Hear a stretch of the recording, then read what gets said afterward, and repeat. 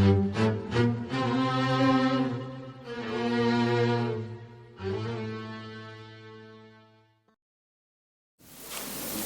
الحمد لله نحمده ونستعينه ونستغفره ونعوذ بالله من شرور أنفسنا ومن سيئات أعمالنا من يهد الله فلا مضل له ومن يضلل فلا هادي له وأشهد أن لا إله إلا الله وحده لا شريك له واشهد أن سيدنا محمدا عبده ورسوله أرسله بالهدى ودين الحق ليظهره على الدين كله ولو كره المشركون أما بعد فيا عباد الله أوصيكم ونفسي بتقوى الله فقد فاز المتقون اتقوا الله حق تقاته ولا تموتن إلا وأنتم مسلمون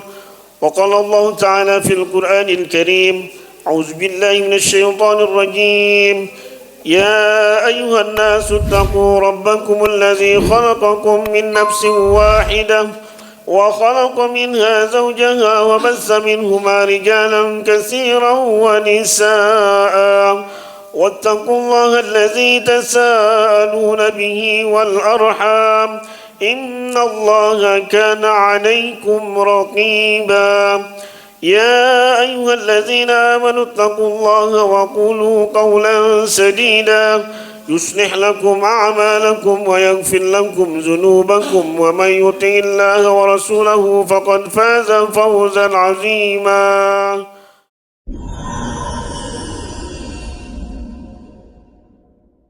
Disinilah masalah terjadi penambahan bentuk lain dari dosa, karena selain melakukan transaksi suap, pelaku juga melakukan penipuan yang dalam ajaran Islam dikenal dengan istilah gharar. Secara lahiriah dia menjual pilihannya kepada pihak yang mau membayar, tapi pada praktiknya ia kemudian menipu si penyuap dengan cara menyalahi apa yang sebelumnya sudah dia janjikan.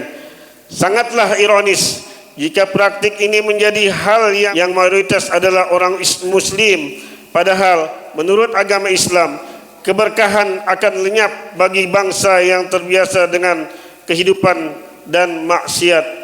Al-Quran menyuruh kita semua untuk hanya memakan makanan yang halal dan baik, seraya mengingatkan bahwa mereka memakan makanan yang tidak halal berarti pengikut setan, padahal setan adalah musuh yang nyata, sesuai dengan firman Allah Subhanahu wa taala, ya ayuhan nas kulu mimma fil ardi halalan thayyiba wa la tattabi'u khutuwatis syaitan innahu lakum aduwwum mubin. Wahai orang-orang yang beriman, makanlah segala yang halal dan baik yang ada di muka bumi, janganlah kalian ikuti perilaku setan, karena sesungguhnya setan adalah musuh yang nyata. Makanan yang didapat dari hasil suap pastilah berkategori haram. Saat kita memakan makanan yang haram, berbagai keburukan akan menimpa kita. Rasulullah sallallahu alaihi wasallam bersabda, demi zat yang jiwanya berada dalam genggamannya, siapa saja memasukkan sekarat daging haram ke perutnya, maka tidak akan diterima amalnya selama 40 hari. Dan siapa saja yang dagingnya tumbuh dari barang haram dan riba, maka neraka lebih utama untuk membakarnya. Hadis riwayat Muslim dan Tirmizi. Sungguh mengerikan keburukan yang ditimbulkan oleh perilaku memakan barang yang haram. Bayangkanlah bagaimana kalau segala amalan kita, sholat kita, sedekah kita, zikir kita yang kita lakukan selama 40 hari semuanya hilang musnah, tidak ada bekasnya, hanya gara-gara ada sekarat daging hasil dari perbuatan haram yang kita makan. Dalam Islam, keberkahan dan kebaikan justru akan diturunkan secara berlimpah oleh Allah Subhanahu wa taala seandainya kita semua memegang teguh kebaikan dan berusaha agar memakan yang kita konsumsi adalah makanan yang halal. Walau anna ahlul qura amanu wattaqau la fatahna alaihim barakatin minas sama'i wal ard walakin kazzabu fakhaznahum bima kanu yaksibun. Yang artinya Jikalau sekiranya penduduk negeri-negeri beriman dan bertakwa, pasti kami akan melimpahkan kepada mereka berkah dari langit dan bumi. Tetapi mereka mendustakan itu, maka kami siksa mereka disebabkan perbuatannya. Surah Al-A'raf ayat 96. Di dalam surah Abasa, Allah menegaskan bahawa perhatian kita kepada makanan menjadi hal yang pokok dikaitkan dengan nasib kita di akhirat.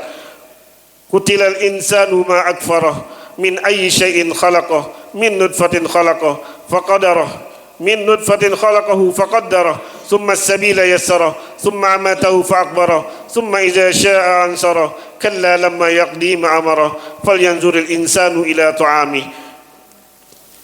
Binasalah manusia, alangkah amat sangat kekafirannya dari apakah Allah menciptakannya. Dari setetes mani Allah menciptakannya, lalu menentukannya, kemudian dia memudahkan jalannya, kemudian dia mematikannya dan masukkannya ke dalam kubur, kemudian bila dia menghendaki dia membangkitkannya kembali. Tidak sepatutnya manusia melakukan hal tersebut, yaitu ketika ia belum melaksanakan apa yang diperintahkan Allah kepadanya. Karena itu hendaklah manusia memperhatikan makanannya. Quran surat Al-Basa ayat 17 sampai dengan 24. Mudah-mudahan dari apa yang telah tadi khatib sampaikan, kiranya dapat kita ambil pelajaran bahwasanya suap adalah sesuatu yang diharamkan oleh Allah Subhanahu wa taala. Oleh karenanya mudah-mudahan negara kita Indonesia dijauhi dari segala suap menyuap, karena jelas daripada hadis yang tadi telah disampaikan bahwa yang menyuap dan yang disuap semuanya akan masuk dalam api neraka.